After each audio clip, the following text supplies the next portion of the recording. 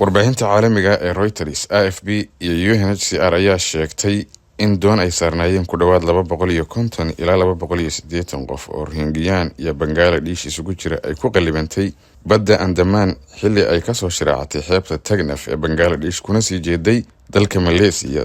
Sababta musiibada ayaa lagu sheegay doonta oo buux dhaaftay dabaylo xooggan iyo hirar culus. Hay'adda UNHCR oo ah hay'adda qaramada midoobay qaabilsan qaxoontiga ayaa sheegtay in inta badan dadka saarnaa doontu ay ahaayeen qoysas Rohingya oo ay ku jireen haween iyo caruur kuwaas oo ka baxsanayay xaaladaha adag ee xeryaha qaxoontiga ee ku yaala xadka Bangladesh iyo Myanmar.